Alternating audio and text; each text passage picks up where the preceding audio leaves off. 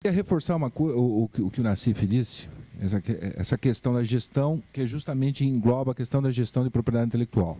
Ou seja, gestão de informação, proteção, conhecimento, tudo isso, toda essa estratégia ela tem que ter um carinho especial, inclusive sob o ponto de vista até de segurança nacional. Eu venho da área nuclear, eu trabalho no IPEM, então vocês imaginem qual que é a nossa preocupação quanto a essa questão.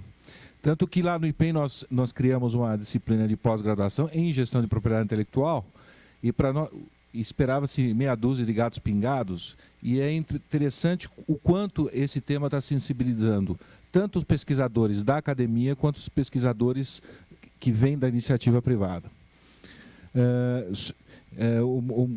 Só para reforçar o testemunho do Moisés, eu ouvi essa história sábado agora, essa história da GM. Ou seja, eles desenvolvem aqui, mandam o projeto para a matriz patenteia lá, e aí que eles pagam royalty para lá. Aí, óbvio, tem a questão que todos nós sabemos, de remessa de divisas, etc., mas aqui eles são lobos maus? Não, eles estão defendendo deles, né? Nós que devemos aprender a nos defender também, quanto a esse tipo de coisa. Uma coisa que eu queria pontuar, assim, que eu acho que...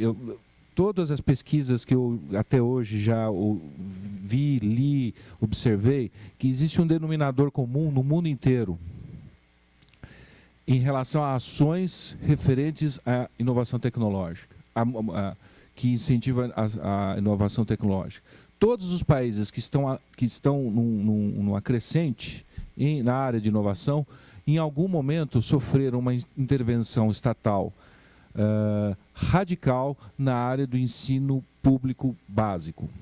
Ou seja, se não houver ensino público básico de qualidade, como já tivemos, toda essa nossa conversa é inútil. Isso os números mostram, não é uma opinião ideológica, não é partidário, não. Isso os números comprovam essa tese. Então, mesmo os Estados Unidos, todo mundo pensa que tem no imaginário que os Estados Unidos tudo é privado, mentira. O ensino até o high school nos Estados Unidos, na maioria, é público. O privado é para aqueles que não querem, a elite que não quer, é uma questão elitista e não uma questão de qualidade. Então, em todos os momentos nós devemos lembrar dessa questão. E, por fim, a questão mercadológica, eu recebi lá no IPEM uma vez uma delegação de Cuba interessada em descobrir como é que nós fazíamos, quais eram as ações voltadas à inovação tecnológica dentro de uma instituição de pesquisa aqui no Brasil, pública no Brasil. Eu até brinquei com eles, né? Vocês já estão pensando em entrar no mercado? Eles, que mercado? Nós não estamos pensando no mercado, nós estamos pensando em atender a demanda da nossa população. Então, aqui também mais uma provocaçãozinha. O passo seguinte em relação ao foco da inovação é atender primeiro a demanda da sociedade, o que a sociedade espera. Isso, se a gente parar para pensar um pouco, vai trazer alguns benefícios, porque se você levar esse espírito da inovação para um poder judiciário, por exemplo, o espírito da inovação para o serviço público, para os hospitais, para todas as ações sociais, eu acredito que aí nós entenderíamos por que veio esse pessoal de Cuba, amantes, assim, eles eram fervorosos defensores do Fidel, então não eram nem deslumbrados com o mercado. E, por fim, uma dica, para quem gosta do tema e vai acompanhar isso por mais 20 anos, fiquem de olho no pessoal do leste europeu, pessoal que saiu do leste europeu, porque justamente eles têm esse diferencial, eles têm um índice de educação assombroso e tem um histórico de criatividade como o brasileiro. Bom, era isso. Obrigado. Meu nome é Carla Krepski, eu sou aqui do escritório regional da FINEP aqui em São Paulo, colega da Mônica e do Moisés. E uma questão que sempre me chama a atenção quando se fala na discussão de políticas públicas, quer dizer, é a questão da dimensão, né, dos países e a heterogeneidade do Brasil, né? Quer dizer, quando a gente fala, achei muito interessante o depoimento do Evandro, falando sobre a Irlanda. Agora, além de nós termos, quer dizer, a Irlanda ter 4 milhões de pessoas e nós termos 190 milhões de habitantes e a pior distribuição de renda do mundo, né, do planeta, não sei se já melhorou, além desse penúltimo lugar. Eu achei interessante também que o Rodolfo, até ele me reconheceu depois de 23 anos, ele falou num conceito, falou uma palavra que é o que eu queria chamar a atenção, que ele falou assim, o espírito da inovação, né? Porque quando a gente fala de inovação, a gente está falando do que exatamente? Quando a gente está falando de empresa, a gente está falando de qual empresa?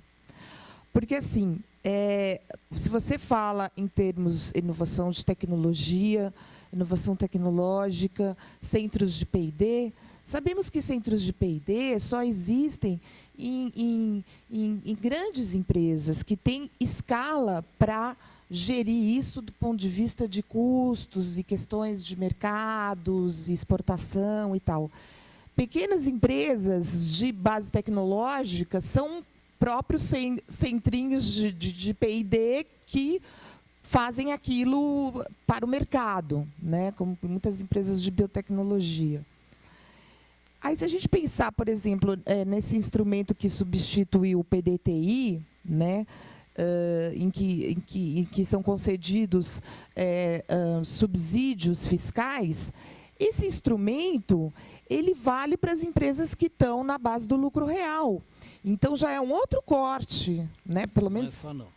Não é só? Não. Bom, então, desculpa. Não, só para precisão. A lei do bem deixa com toda clareza. Todas as empresas da cadeia, antes ou depois, podem ter seus gastos de P&D contabilizados pela empresa âncora ali do centro. Entre outras coisas. Quer dizer o seguinte aqui, eu só quero dizer que o Carla tem razão, a gente tem uma dificuldade da visibilidade a todas essas questões, né? Mas só por precisão mesmo, não é verdade. Embora tenham sido derrotados, porque a gente não queria um embate muito feroz com a área financeira, foi para abrir mais esse leque. E o que se conseguiu negociar foi essa concessão, não era o que queríamos, mas que não fecha só para a grande empresa. Sabe? Tá, Gé, obrigada. Vou estudar melhor isso. Agora, então, o que eu estava querendo dizer, por exemplo, na verdade, a forma de fazer inovação, né? Então, por exemplo, muitas empresas que têm esses centros e outras também, quer dizer, um novo paradigma, eu não saberia dizer por porte, mas é o paradigma de fazer inovação em rede, né? Eu tive, inclusive, algumas empresas que nós analisamos na FINEP, né? Quer dizer, eles não chamam mais, eles não classificam mais, este é o meu fornecedor, este aqui é o meu cliente. Ele fala, esses são os nossos parceiros, né? Então, ele está trabalhando com um conceito maior. Por exemplo, quando se fala em design, né, uma vez me surpreendi numa indústria em que, na verdade, a embalagem e o produto, né, valia mais do que o produto. É isso que está agregando valor. Então, quando se fala em design também, eu acho que existe uma tendência, talvez até uma coisa meio atávica, de se entender que design é desenho, e design não é desenho. Né? Se você pensar na indústria calçadista, a indústria calçadista trabalha com novos materiais, enfim, não é moda só. A moda é a expressão final. Né? Quer dizer, aquilo é o resultado final de algo que deu certo e que está no mercado e que tem outras formas também. Então, na verdade, tem os APLs, tem as médias empresas, tem as EBTs. Então, na verdade, só assim que eu achei interessante quando o senhor falou, né, doutor Evandro, na construção desse terreno de entendimento, acho que é interessante, assim, ver o que inclui e o que exclui no espírito da empresa e no espírito da inovação. Porque se a gente não conseguir ver isso, o caos continua. Né? Assim, o caos, claro, assim, leve. Né? Então, é interessante que Carla ela abriu uma perspectiva mais ampla para a questão de propriedade intelectual. E eu estou assim, realmente achando muito interessado, muito curioso com isso. Porque na parte da manhã, também a questão de propriedade intelectual emergiu como um eixo organizador da discussão, né, com muita intensidade. Agora à tarde, de novo, nessa dimensão, que é uma das dimensões, obviamente, né, ela aparece. Isso eu acho interessante, eu acho que a gente tem que problematizar isso mesmo. O que Carla está lembrando é que a propriedade intelectual não é só patente, é marca, enfim, né, é todo um universo e que, portanto, a cultura da propriedade intelectual tem pelo menos tanta importância quanto, né, os próprios instrumentos. Eu concordo gênero, número igual com tudo isso, absolutamente. Eu, como estou, de fato, precisando sair aqui, com risco de perder meu avião, eu resisti bravamente ao convite sedutor de vocês para a gente conversar horas aqui, né? Mas fazer alguns comentários rapidamente. Sobre propriedade intelectual, vamos lembrar, primeiro, como Carla falou, que isso é muito mais amplo.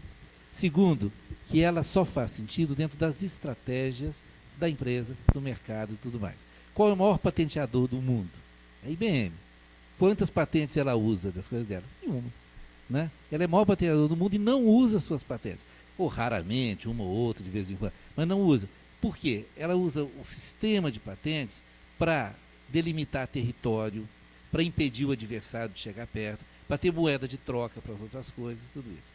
O período mais fecundo da Petrobras, do SEMPES, e decidido isso dá um pouco de razão ao espectro abrangente até científico das coisas. O período mais fecundo do SEMPES foi o momento em que ele cancelou quase todas as suas patentes. Foi o período que o Antônio Sérgio Fragomeni dirigiu o SEMPES, ele fez uma avaliação, olha, dessas 900 patentes, 600 só me dão um prejuízo, porque eu pago muito caro, tem gente... E as outras... Então, cancelou todas essas. Como lógica de mercado, para o uso ali, era essa história, né? Como pesquisador na Universidade Brasileira, agora isso está cheio, né? Felizmente, eu tenho meia dúzia de patentes.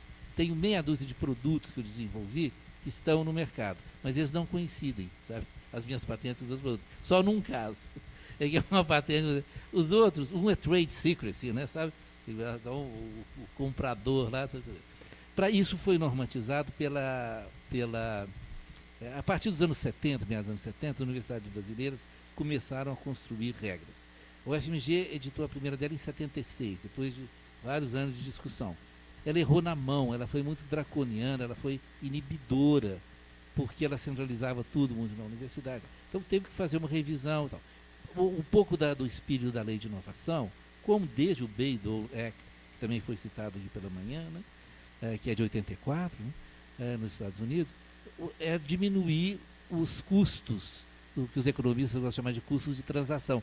Quer dizer, para você evitar as arestas, que vai ter, você estabelece uma regra. Ela pode não ser a melhor, mas já deu uma limpada no terreno. Daí para adiante, o terreno é menor. Então a propriedade é da universidade, isso lá como cá, né, a titularidade é da instituição, o inventor é remunerado segundo certas regras e tal. Você cria tudo isso, é uma regra. Não, então a lei, no caso brasileiro, isso é regulamentado pela lei de inovação, nesse momento. Né? Enfim, e tem algum conflito com, às vezes, a lei das agências, mas isso seria no que ele... Mas, de fato, é só para dizer que essa preocupação, até na consulta pública, foi das questões também que foram houve mais de 6.000 sugestões com relação a isso. Então, é uma questão que tem sido trabalhada e que faz parte da coisa. O que se mencionou, acho que foi Rodolfo, se não me engano, que falou da questão de educação. Essa é uma questão absolutamente essencial. Só queria lembrar que ela pode ser vista do outro lado também. Se a gente pega o trabalho do IPEA, essa grande análise feita ao longo publicada em 2005 com o perfil, foi mobilizado 32 equipes diferentes, de economistas, de planejamento estratégico, de geral, aquela leitura ampla. Eles mostram uma coisa interessante. Quando você organiza as empresas brasileiras por inovadoras, por empresas competentes, mas que não são inovadoras, e por depois empresas que não inovam, dá grosso modo, né, dá lá 1.200 empresas inovadoras, 15.000 empresas que são competentes, mas não inovam, 55.000 empresas que não diferenciam produto, não são inovadoras. Então, quando você olha a escolaridade, A primeira coisa que sobressai é o seguinte: nas empresas não inovadoras, mesmo a escolaridade é muito baixa, 6 anos. Se você chega nas empresas inovadoras, a escolaridade já subiu para 9 anos. E o próprio empreendimento puxou de alguma forma isso. E se algum de vocês, provavelmente deve ter uma experiência desse tipo. Durante um certo tempo, eu fiz parte da Comissão de Educação de Minas Gerais, do Conselho Estadual de Educação em Minas. Isso reunia de forma itinerante. Então, você chega numa cidade, normalmente marca reunião para discutir educação na cidade, vem quem? A diretora de escola, o delegado, né, para olhar o que está acontecendo. Então, só isso. A gente chegou em Santa Rita do Sapucaí, veio a cidade inteira, saindo gente pela janela, a gente pendurado no lustre. Por quê? Porque como a cidade ela vive das empresas de base tecnológica, são 130 empreendimentos, a cidade é uma tasquinha, né? Todo mundo faz isso. A escolaridade mínima do operário lá é 11 anos. Mínima. E todos estão estudando e têm formação permanente. Então, o outro lado que eu quero dizer é o seguinte, é que a gente não precisa esperar a grande revolução. Eu sou a favor dela e me inscrevo como soldado nela, mas não precisa esperar. Quer dizer, a dinâmica faz com que haja uma outra entrada, e o que eu gostaria de ver é essa convergência. A questão de inovação puxa também essa questão. Então, finalmente, só para falar, porque o Carla colocou com muita propriedade, quem inova, quem é empresa, qual é isso? Eu vou dar um exemplo, peço desculpas àqueles que já ouviram aí, porque o meu exemplo predileto, quem já falou isso, mas é a história do pão de queijo. Mil perdões. Mas assim, quem não conhece, se houver alguém que não conheça, é o seguinte, pão de queijo era uma atividade, um ritual familiar mineiro, né, e tal, cumprido com uma liturgia, tal. Até que, no meados do final dos anos 70, anos 80, quando apareceu a história do congelamento, alguns padeiros mais espertos pensaram em congelar. E de mais iniciativa, como foi o caso de Dona Armênia, né? Dona Armênia tinha lá sua padaria, ela foi na faculdade de farmácia, no Grupo de Alimentos, procurou a Cássia, falou, professora, né? Eu tentei congelar a massa, mas não consegui, porque congelar eu consigo, na hora que eu descongelo, ela perdeu sua alma. Ela se esborou e de pão de queijo necas. Né? Aí a Cássia pegou as meninas, né, com ela e tal, fizeram um primeiro série de trabalhos, 3 ou 4 lições científicas, eles mapearam isso e falaram, olha, o problema é o fermento, né, porque o fermento morre nessa operação que não mata outros ingredientes, no caso do pão de queijo morre. Aí o apressadinho lá comprou um fermento Fleischmann, botou aquele negócio todo, o pão de queijo nem olhou para ele, olhou assim, o corpo estranho. Qual é a figura, né? Qual é a sua carapalha? Não adiantou sair aquele negócio todo torto e troncho. Portanto, aí virou um negócio muito legal. O problema se transformou num problema de biotecnologia, né? Como é que você desenvolve uma variante do fermento natural que seja capaz de passar por essas operações de criogenia garbosamente e voltar com alma e tudo, né, para poder fazer coisa. Como ultrapassava a competência do grupo lá, ele se associou a Viçosa, em especial, com colaboração de Lavras, essa rede, de novo, produção feita em rede mesmo, somando competências, tudo isso, desenvolveu não só um fermento, mas uma família, de modo que se tornou possível, inclusive, fazer uma grande aliança naquilo que era improbabilíssimo, que era a guerra secular entre o polvilho doce e o polvilho azedo. Né? E selou-se por um pacto, conciliando, né, 1/3 de polvilho azedo e 2/3 de polvilho doce como uma melhor receita para o congelamento. Brincadeiras à parte, o que acontece é o seguinte, da noite para o dia nasceram 500 empresas, das quais 100 são em São Paulo, no estado de São Paulo, as outras 400 em Minas. Empresas de porte variado, que tem entre uma pessoa e 10 mil pessoas, né? 14 delas são grandes, algumas hoje são multinacionais, isso gerou uma pauta de exportação, cujo valor é estimado, segundo a fonte, entre aí 150 e 250 milhões de dólares, 40 mil empregos. Então, aquilo que o Hugo estava falando, gera riqueza, emprego, tributos e tudo isso, esse encontro entre uma abordagem inteligente, onde você coloca em uso, em recurso, em ação, e já de mais sofisticado, diante de uma atividade tradicional, a mais singela que seja, essa é uma linha que é extremamente fecunda. E a inovação, ela não está no objeto, não existe alta inovação, baixa. A inovação é uma questão de postura.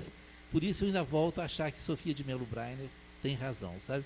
E ela termina dizendo daquele poema que ela fala da inovação, ela fala, esse é o meu ofício de poeta para a reinvenção do mundo. O inovador é esse, que reinventa, e poeta nós sabemos de poieses, é aquele que faz e que cria. Né? Muito obrigado. O problema é que Minas, antes de exportar o pão de queijo, exportou os consumidores também. Eu agradeço muito a vocês, peço desculpas pela saída intempestiva. Aquela história do Fernando Sabino, lá, 5 mineirinhos lá em Nova York, né? Sou mineiro de onde? Sou mineiro de Caeté, e você? Ah, sou mineiro de Oliveira, e você? Eu sou mineiro daqui mesmo. Luiz, só um comentário antes de você fechar aqui, só um dado muito objetivo para que vocês entendam um comentário que eu fiz. Se a gente pegar o setor aeronáutico mundialmente falando e algumas coisas congêneres, não existe uma regra com relação ao percentual que é aplicado em P&D sobre o faturamento. Quer dizer, vai desde 3% até 20%. Mas, independentemente disso, se você pegar o percentual que é colocado em pesquisa em relação ao de desenvolvimento, é 10%. 10% tipicamente no setor aeronáutico é colocado em pesquisa. Quer dizer, 90% de desenvolvimento, 10% é pesquisa. Esse é um benchmark mundial. E na Embraer, quanto é esse percentual? Nós estamos em 12%. Bom, muito obrigado, Sérgio. Muito obrigado, Evandro. Vamos partir para a última rodada aí.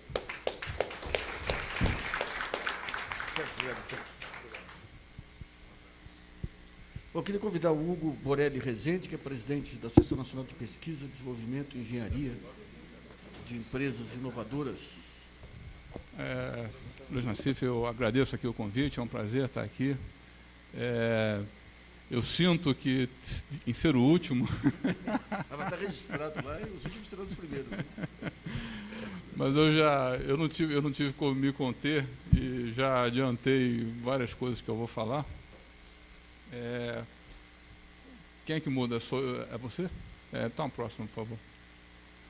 Bem, essa é a primeira slide, é só para dizer o que é a ANPEI, né? Não sei se todo mundo conhece, né? No fundo, a ANPEI é a associação que aglutina, né, as empresas que fazem P&D de forma contínua, né? Somos um pouco mais de 100 associados hoje. Próximo.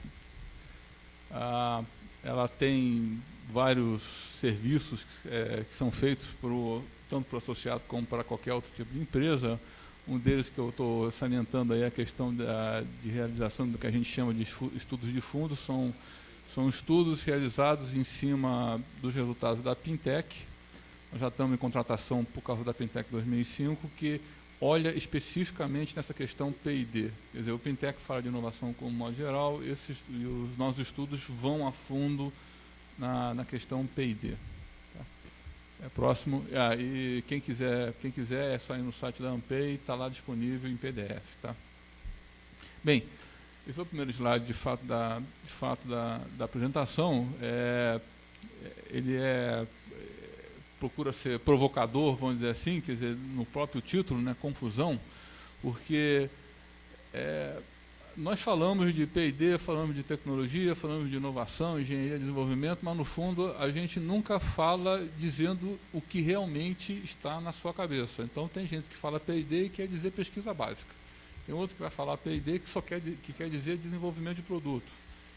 Isso é uma questão super importante que eu acho que ela é tratada mal por quem faz palestra, porque tem muito pouco cuidado em definir o que realmente está sendo falado ali. É aquela questão que eu estava falando do investimento de P&D do país. Aquilo só faz sentido se soubermos que a razão de ser 80% de origem privada por causa de desenvolvimento de produto. Senão, perde sentido. Quer dizer, alguém pode muito bem pegar esse valor, essa estatística e dizer que aquilo é para pesquisa, e não é. Certo? Então, eu acho que precisa ter um pouco de maior cuidado na hora de realmente para dizer o que se está querendo significar ao usar um determinado termo. Tá? O próximo. E nesse sentido, eu estava comentando lá na mesa do almoço que o Glauco Arbix é meu guru. que o Glauco é ele que está fazendo esse trabalho para a BDI sobre a questão de políticas de inovação nos outros países. Ele apresentou um resultado preliminar no US Brazil Innovation Summit, que teve em Brasília, se não me engano, em julho, talvez agosto. E ele foi extremamente feliz em fazer uma definição que nem está aí. Eu não sei exatamente se é essa a definição dele ou se eu fiz alguma interpretação, mas é extremamente feliz. E a definição que está ali no fundo é o seguinte: ele está avaliando, do ponto de vista dos governos de 7 países, que são Estados Unidos, Canadá, Reino Unido, Japão, Finlândia, Irlanda e Itália, a França, essa é a última França, o entendimento do governo, se o retorno do dinheiro dinheiro público que está sendo colocado em P&D é satisfatório ou não. E o resultado preliminar é que não é. E uma possível razão de não ser é que existe uma grande diferença entre o que se chama ciência e tecnologia e o que se chama inovação. Então, na medida que se tenta fazer uma política de inovação conjuntamente, dentro do mesmo corpo de uma política de ciência e tecnologia, você entra em conflito, ou você faz uma, ou você faz a outra. E aí nós vamos lembrar que, na verdade, ciência e tecnologia, aquela tecnologia ali quer dizer não um produto, ela quer dizer algo que vai ser usado para fazer um produto, tá? O foco dela é criar novo conhecimento. Eu preciso entender melhor alguma coisa. Quando você fala de inovação, o foco é usar conhecimento, não interessa qual seja, se é novo, se não é novo, se é muito velho, se eu estou desenvolvendo agora, para criar um novo produto ou serviço. Então, são muito distintos os dois focos.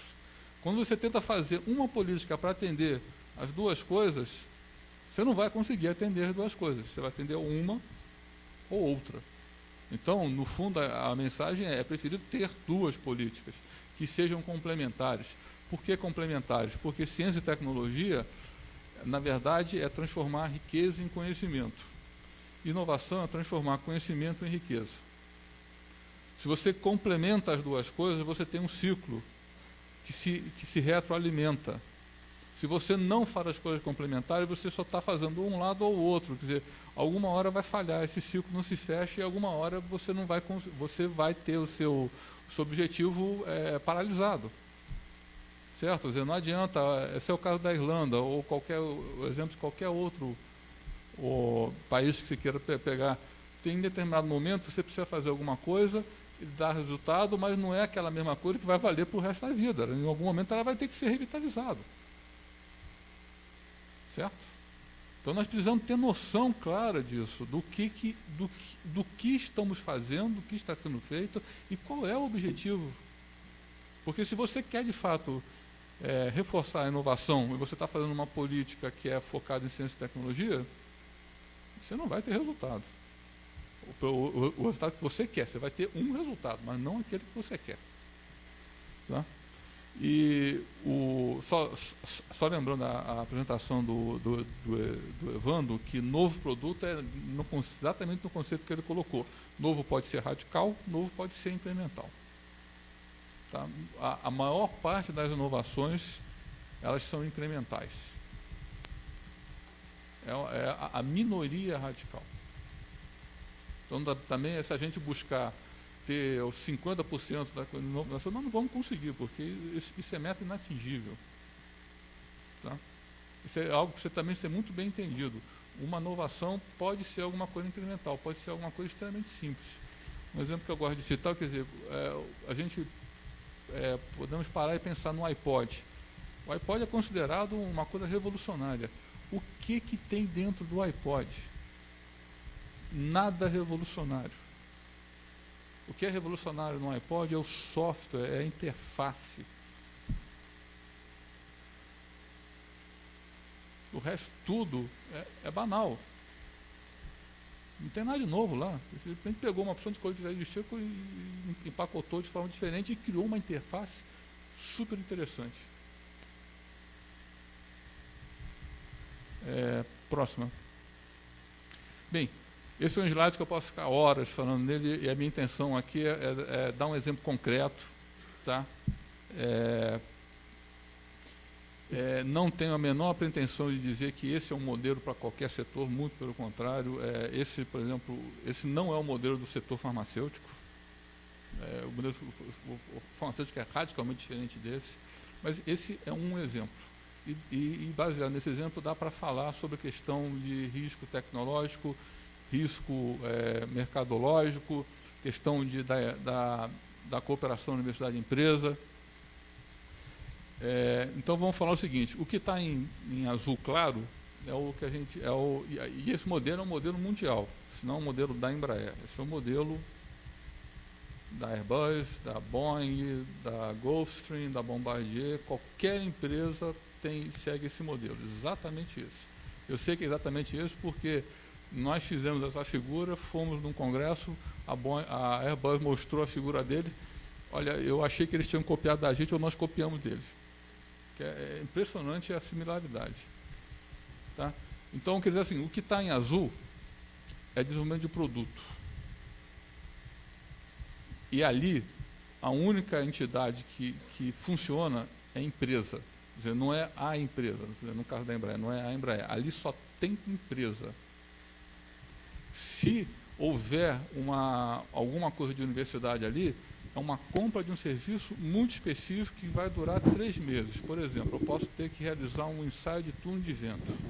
Então eu vou comprar o serviço do CTA, ou lá nos Estados Unidos, ou lá na Rússia, para fazer um ensaio de turno de vento, que normalmente os turnos de vento estão em institutos de pesquisa. Mas é um negócio bem pontual, porque ali quem joga é a empresa. Ponto. Do outro lado da linha, do ponto de vista macro, a linha é bem clara mesmo, é 0,1, é preto e branco. Tá? Quando você entra no micro, aí já é um pouco mais confuso, mas no macro dá para dizer claramente aonde para e onde começa o outro. Tá? Do outro lado da linha, que é o azul, que eu estou chamando de P&D pré-competitivo, só para diferenciar, quer dizer, é aquele P&D que não está relacionado a um produto. Como não está relacionado a um produto, ele é antes da competição, pré-competitivo. Tá? Você pode chamar isso de pesquisa, pesquisa aplicada, pesquisa básica, ciência, o que quer que seja. Tá? Ali não, ali tem vários atores. Então tem a universidade, tem o centro de pesquisa, tem a pesquisa industrial, que é um centro de pesquisa de uma empresa. Aí entra, na verdade, uma outra questão, quer dizer, o que é centro de pesquisa de empresa? Se você me perguntar, a Embraer tem um centro de pesquisa? Eu falei assim, não, a Embraer não tem um centro de pesquisa. A Embraer tem um departamento de engenharia, tem um departamento de desenvolvimento de produto. Então, se uma pequena empresa tem centro de pesquisa, eu duvido que alguma microempresa tenha centro de pesquisa. Ela vai ter o departamento dela de desenvolvimento. Pode ser 3 engenheiros, 3 biólogos, 3 o que seja, mas não é um centro de pesquisa. Por isso que eu enfatizo a questão de o que é pesquisador e o que é desenvolvedor. São duas coisas muito distintas. Tá? Mas voltando, quer dizer, ali tem 3 atores. E a questão que eu coloquei ali das setas é que a universidade pode avançar um pouco em cima do que é instituto de pesquisa, o instituto de pesquisa pode avançar um pouco em cima do que é a universidade, mas se você pensar fora do Brasil, essas setas raramente acontecem. Aqui no Brasil, essas setas não deveria nem ser seta, deveria ser realmente a oval e avançar, mas, por exemplo, Europa, Estados Unidos, o que a universidade faz é uma coisa, o que o Instituto de Pesquisa faz é outra, o que o Centro de Pesquisa da empresa faz é outra coisa. E tem uma determinada superposição. Tá? Então, um exemplo que eu posso dar, por exemplo, muito claro, que a maior parte das pessoas vão dizer, é o seguinte: MIT. Tem uma entidade que a gente fala que é do MIT, muito conhecida, a Media Lab. A Media Lab não é a universidade, a Media Lab é instituto de pesquisa associada ao MIT. A gente fala que o Media Lab é do MIT. Não é. É uma entidade jurídica diferente. Então, o MIT é a universidade, o Media Lab é o centro de pesquisa.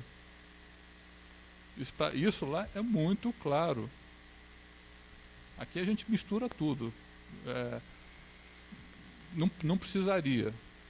Também, eu acho que, assim, de um modo geral, não é ruim, mas seria preferível ter uma distinção melhor. Quer dizer, deixar o Instituto de Pesquisa deixar de ter, por exemplo, dar aula de pós-graduação, deixar isso para a universidade, e a universidade deixar de ter laboratório, põe isso no Instituto de Pesquisa. Laboratório que eu digo que presta serviço tecnológico, né? Não um laboratório de pesquisa, obviamente. Então, esse é um exemplo. Aí, por que esse é um exemplo que eu quero dizer? Porque é o seguinte, o risco tecnológico está do lado de cá. Está do lado da P&D pré-competitivo. O risco mercadológico está do lado de lá. Se eu quero colocar alguma coisa no meu avião que ele tem risco técnico, eu primeiro vou trabalhar ele do lado da pesquisa para diminuir aquele risco até um nível que é aceitável para eu colocá-lo dentro do produto. Porque acertar o produto certo já é um risco enorme. Imagina se eu tiver que ainda correr risco tecnológico.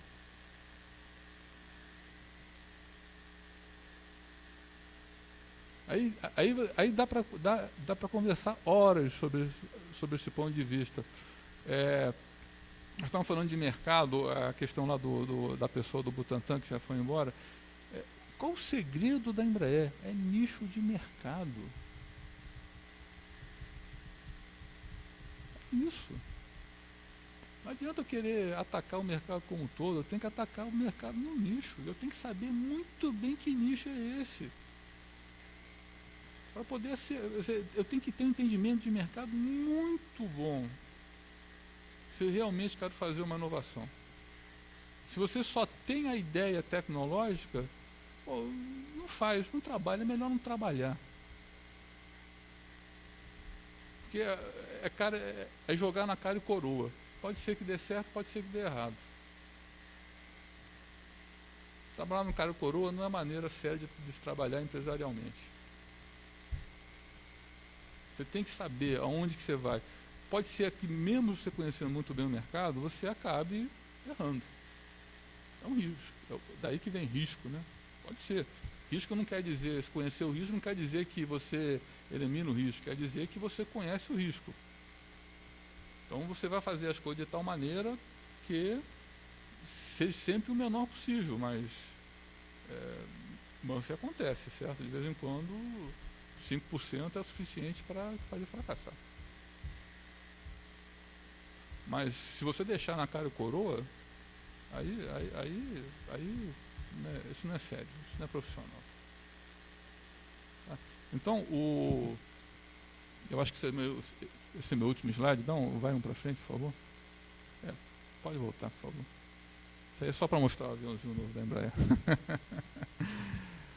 A questão toda que eu já adiantei, a mensagem principal que teria que fazer, que é a mensagem da ANPEI, nós precisamos ter equipes internas dentro das empresas. Seja média empresa, seja grande empresa, um pouco mais difícil na pequena empresa, porque justamente a pequena, quer dizer, se você tiver uma empresa de 10 pessoas, uma equipe interna vai ser uma coisa de 2 pessoas, porque tem que ter o presidente, o diretor, secretária, é meio complicado. Nós temos que ter equipe interna de P&D nas empresas. Quem é que faz cooperação? Como é que a empresa faz cooperação com a universidade? Através de diálogo. Diálogo significa, tem gente de um lado conversando com gente do outro lado. Se você não tem equipe, quem é que vai dialogar na empresa com a universidade? Ninguém. Não é o seu diretor comercial. O seu diretor comercial, se ele tentar fazer isso, com certeza ele não vai fazer um bom trabalho. Porque não é o foco dele. Então, se você não tiver equipe interna na empresa, não há como ter uma boa cooperação universidade e empresa. quanto mais forte essa sua equipe, maior vai ser a sua capacidade de inovação, mais provável vai ser a condição de você fazer uma boa cooperação com a universidade. O meu entendimento da questão da multinacional é que ela ainda não entendeu que existe fartura de pessoas capacitadas aqui no Brasil para montar centros de P&D aqui no Brasil. Ela só entende o Brasil como mão de obra barata para manufatura. A maior parte do empresariado brasileiro também entende isso. Tem uma outra questão que foi o último mote, o mote da Conferência AMPEI desse ano, que foi lá em Salvador, que era inserção internacional, e o foco era dizer o seguinte: pessoal, acorda, inserção internacional não quer dizer exportar, não. Inserção internacional quer dizer você está trabalhando no mercado brasileiro, porque o cara de fora vai atuar aqui dentro. Se você não for capaz de competir com ele aqui dentro, você também não vai ter sucesso, porque ele vai entrar, as portas estão abertas. Então não interessa se o seu mercado é brasileiro ou é mundial, você está inserido no mundo.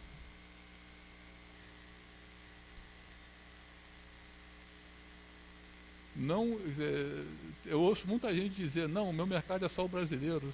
E daí? Quer dizer que na hora que você for fazer um display, você só vai competir com quem faz display aqui no Brasil? Não, você vai competir com quem faz display em qualquer lugar do mundo. Porque se uma empresa brasileira quiser fazer um acordo de importação com uma empresa de Taiwan, ela vai fazer, vai competir com você. Não tem jeito, isso é inevitável, não dá como fugir mais disso. A conferência do ano que vem vai ser em Belo Horizonte e o mote dela é estruturando e gerindo equipes de P&D.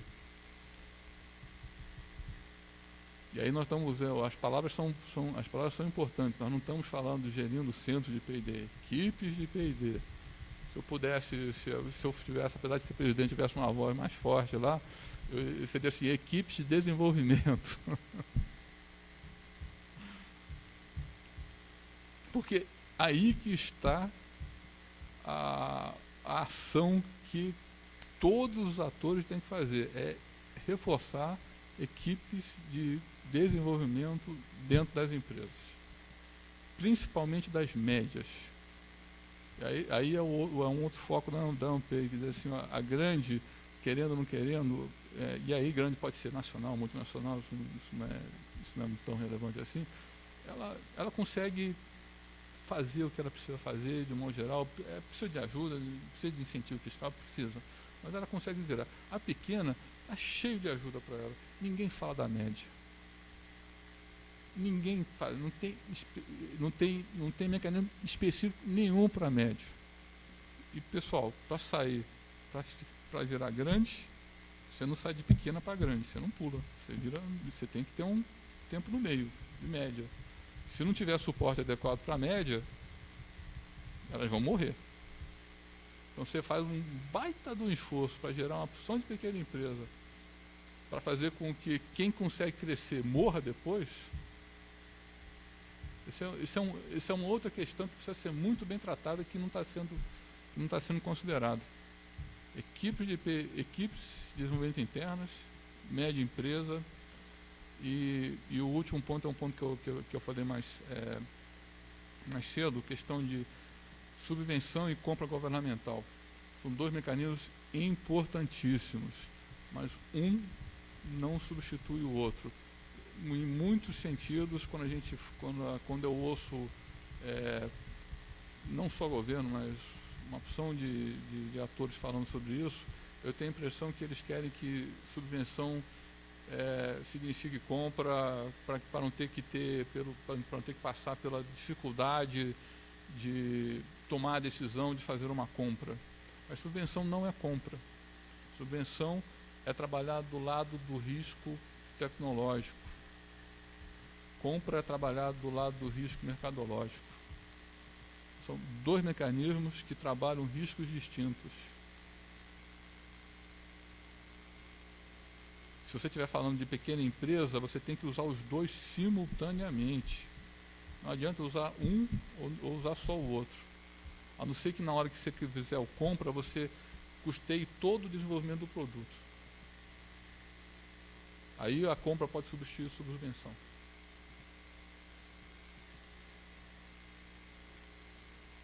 Que foi o caso, no caso da Embraer foi assim, a compra governamental dos primeiros aviões da Embraer, ela tratou tanto o lado mercadológico como o lado de tecnológico.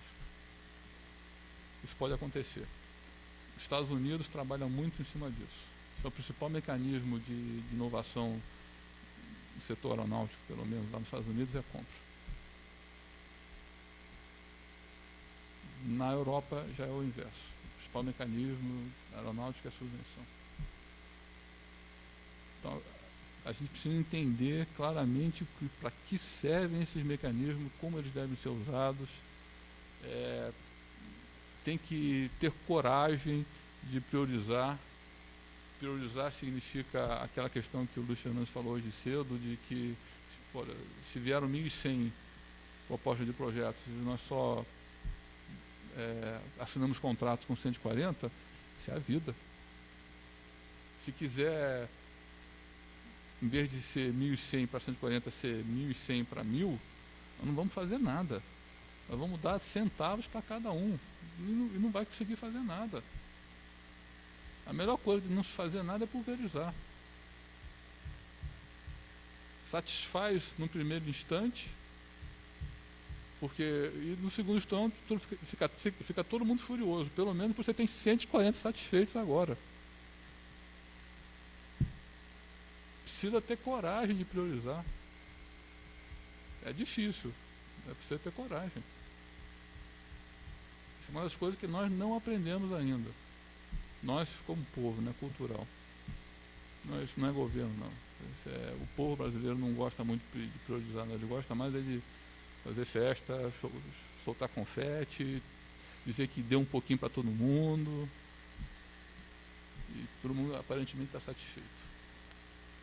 Nós temos que ter coragem de priorizar. Obrigado.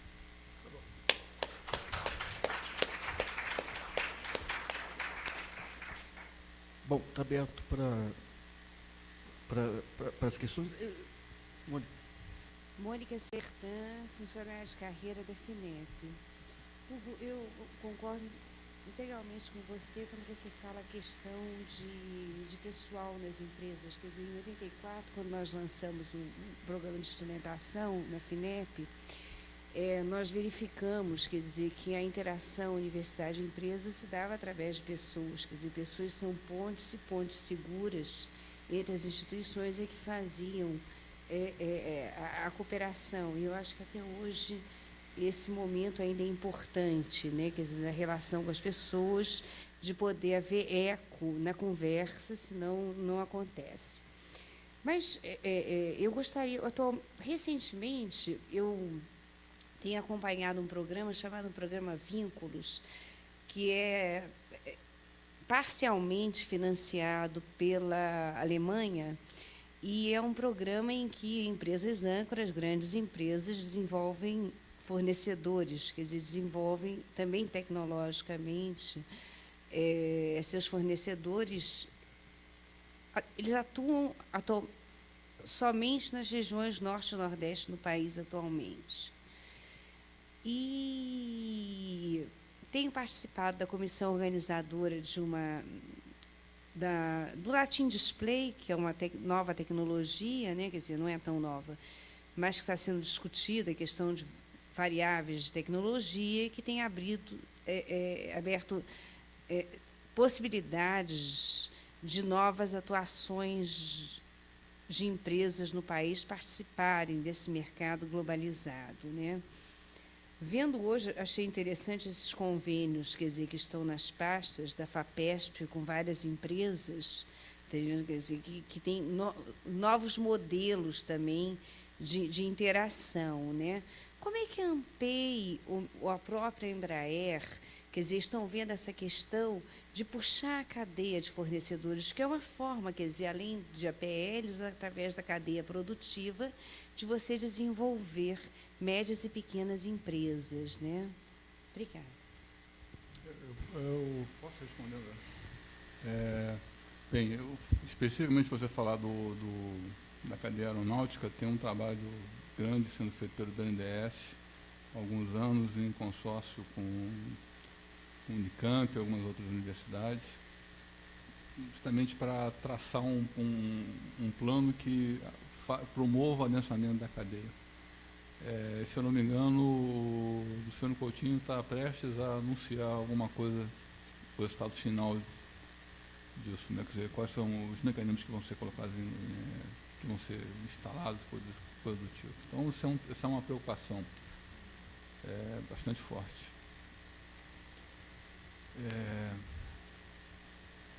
Se você pensar de uma forma geral,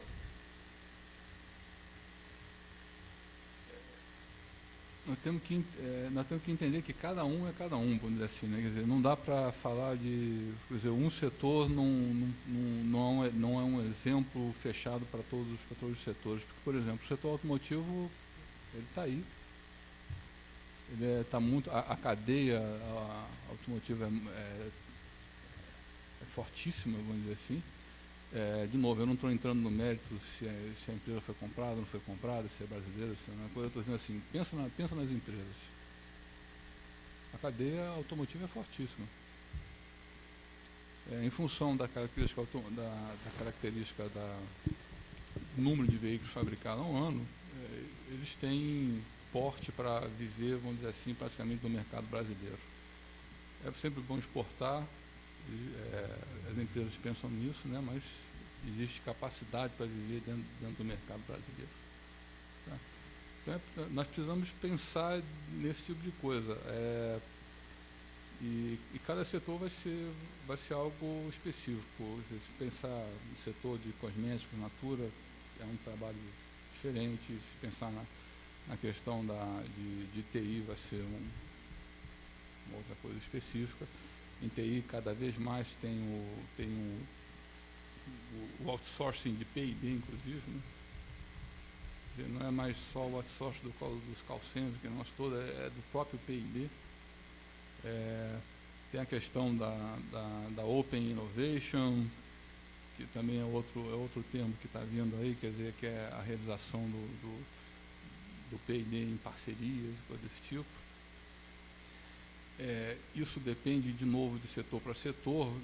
Se você estiver falando biotecnologia, por exemplo, eu não vejo não consigo imaginar uma forma de você fazer isso sem uma participação forte de centros de ciência, vamos dizer assim, tá? Se você estiver falando da questão do aeronáutico, eu mostrei, isso não faz sentido nenhum. Inclusive, a Embraer e Boeing e Airbus já trabalham dentro desse modelo. Quer dizer, a Embraer não faz todo o P&D do avião. Ela tem, no último jato, 170, 190, ela tem 16 parceiros. Ela mais 16 parceiros fazendo o desenvolvimento. Não é fornecendo peça, não, fazendo desenvolvimento. 16 parceiros. Esse é um modelo que está em via, que foi implantado em 1999. Então, vai de novo, Open Innovation depende muito do setor, de como aquele setor trabalha, vamos dizer assim. Agora, eu me lembro do ano passado, a reunião da ANPEI, lá no Rio de Janeiro, foi excelente. Eu me lembro que o interventor dos Estados Unidos, ele destacou o alto desenvolvimento tecnológico em PDI, das empresas norte-americanas, seja no setor aeronáutico, ele foi muito específico, e no setor de energia, Califórnia e Texas, que foi o que ele mais pegou, né? Uhum. E também o da Coreia, mas o da Coreia foi um pouco mais amplo, indústrias leves, textis, né? Eu vejo que você não é simpático às pequenas empresas de alta tecnologia.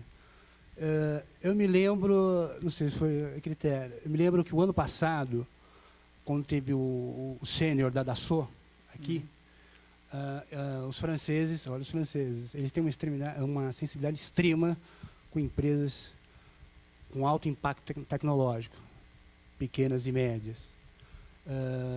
E falando do setor aeronáutico, tá? Você não acha que nós, por exemplo, nós éramos pequenos, agora somos médios, né? Você não acha que, em termos de Brasil, você tem que pensar também nas pequenas e médias? Claro, uma pequena tem 2 ou 3 engenheiros. Nós começamos com isso agora temos 20. Mas tivemos que começar, né? Você não acha que para você dizer que é bom, você tem que estar no mercado. Eu acho que tem que ter esse gap de tempo no mercado. Você não permite isso por causa da realidade brasileira, que é extremamente diferenciada dos Estados Unidos e da Ásia? Bem, deixa eu só fazer uma correção. Eu sou simpático às micro e pequenas empresas. Eu só digo o seguinte, eu sou muito focado. Quer dizer, do ponto de vista ANPEI, quem precisa de muita ajuda realmente é a média. Então, na hora que eu faço o discurso focado, pode dar a entender que as outras duas não são as outras que estão nos outros extremos não são importantes. São. Tá? Micro e pequena empresa, ela faz diferença, não tem a menor dúvida, principalmente se nós pensarmos em termos de emprego. Não tem como entrar em disputa nisso. A maior parte dos empregos estão em micro e pequenas empresas. Tá? Desculpa, Borelli, mas eu digo não em quantidade de empregos, tá? É consenso. Mas eu digo contribuição em PDI, como é nos Estados Unidos e Ásia. Não, Você é simpático aí?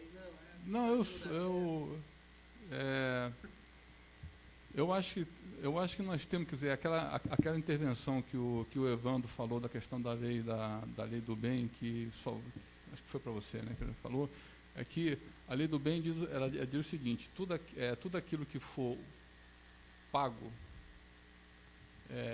ou porque foi contratado, ou subcontratado, ou porque é parceiro, o que quer que seja, para micro e pequena empresa, não inclui ali as médias, tá? A grande empresa, ou seja, a empresa que está no lucro real, pode considerar isso como sendo dispêndio dela e descontar da base do imposto de renda. E a micro e pequena empresa não precisa contabilizar esse recurso como sendo receita dela. Tá? Então, como não é receita, ela não vai pagar imposto sobre esse dinheiro que entrou. Tá?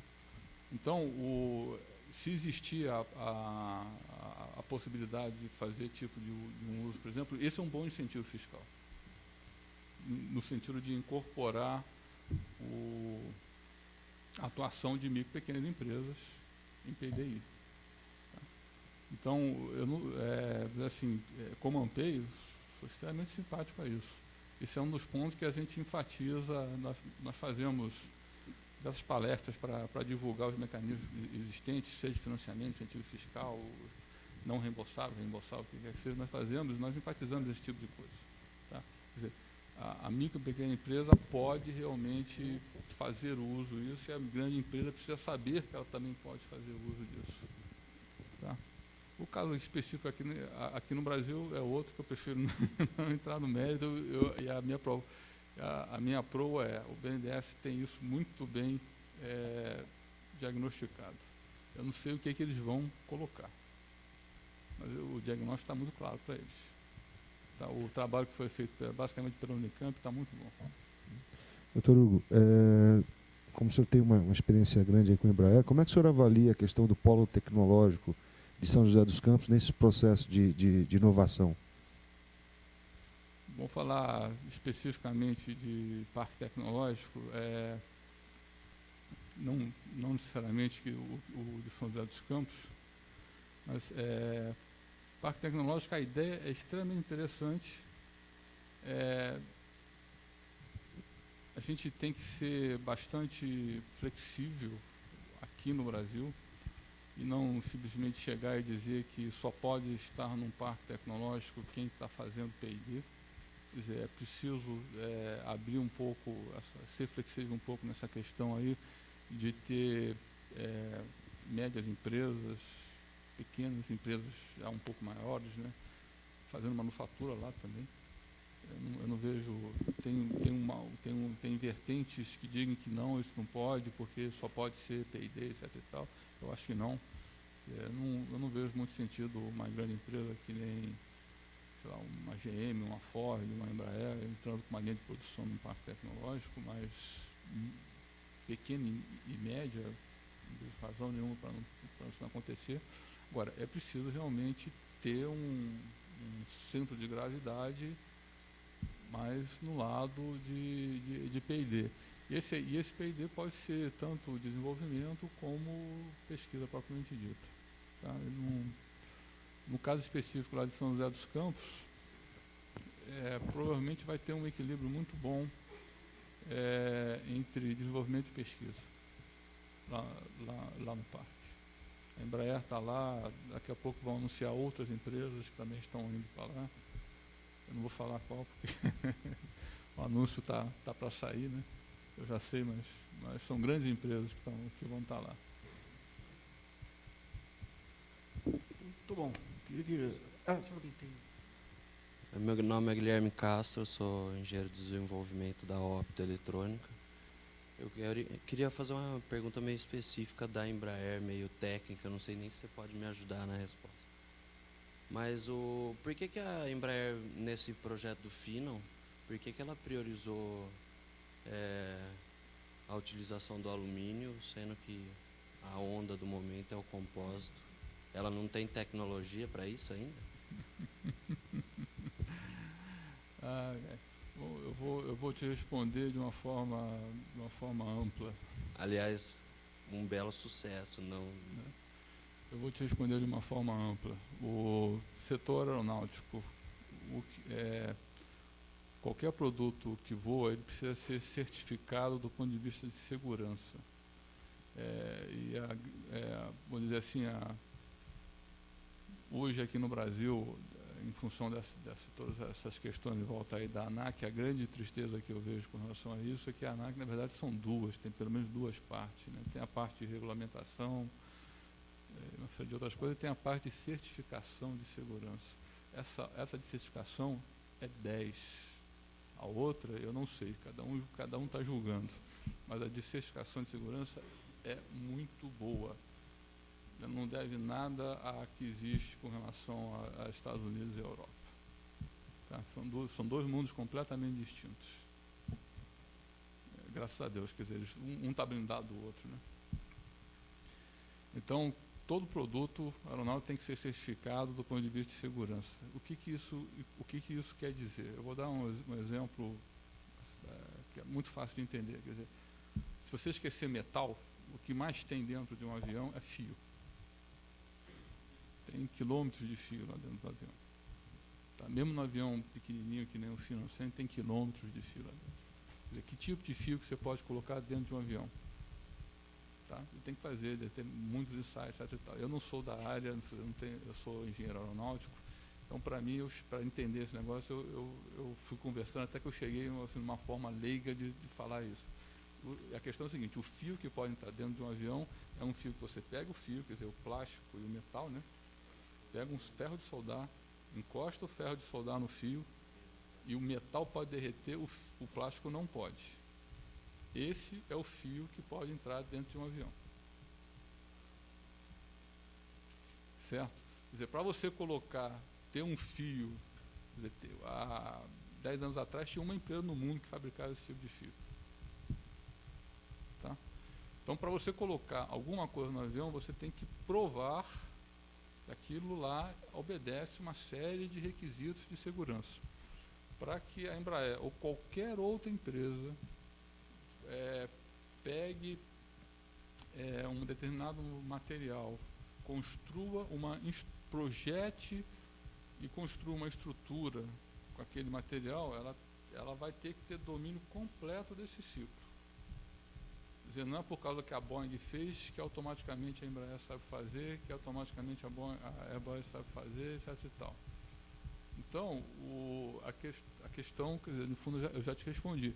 Quer dizer, nós temos um projeto de P&D pré-competitivo enorme, de 4, 5 anos de duração, justamente para que o próximo grande avião possa ter uma fuselagem de fibra de carbono. Enquanto isso, nós estamos usando aquilo que a gente consegue usar do ponto de vista que nós temos toda a competência de garantir que aquilo que está lá é certificado do ponto de vista de segurança. Tá? Então, só para te dar um dado concreto, só para você entender, o percentual em peso, né, de estruturas em compósitos, né, quer dizer, não só fibra de carbono, mas também fibra de vidro, Kevlar, outras coisas, num avião tradicional, 12%, 15%. Tá? No caso do Phenom 100, esse índice está em torno de 22, 25%, quer dizer, já, vamos dizer assim, duplicou esse índice. Então, tem muito alumínio lá? Tem, mas tem muito mais fibra de carbono do que tem outros aviões. E o próximo, a intenção é, sempre que fizer sentido do ponto de vista do negócio, usar sim fibra de carbono. Pode ser que não faça sentido. Tá? Por que eu estou dizendo isso? Existem alguns processos de junção de material metálico que podem revolucionar. Um deles chama-se Friction Stir Welding, junção por fricção. Esse negócio, se a gente conseguir provar que é certificável, ele pode causar uma revolução. E em vez de ter fibra de carbono, continua sendo alumínio. Tá? Então, essa é outra área que a gente está fazendo um P&D pré-competitivo para investigar isso. Tá? Então, a questão não é tão simples assim. Primeiro, o avião tem o dobro do material composto que o 170 tem. É muito menor, obviamente. Segundo, nós vamos chegar lá. Muito bom.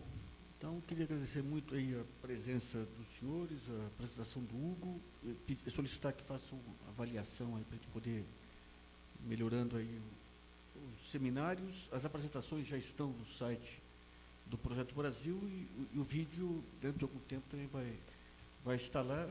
E também convido os senhores a se cadastrarem no Projeto Brasil para poder participar das discussões específicas aí sobre inovação, ciência e tecnologia. Até uma próxima, então. Obrigado.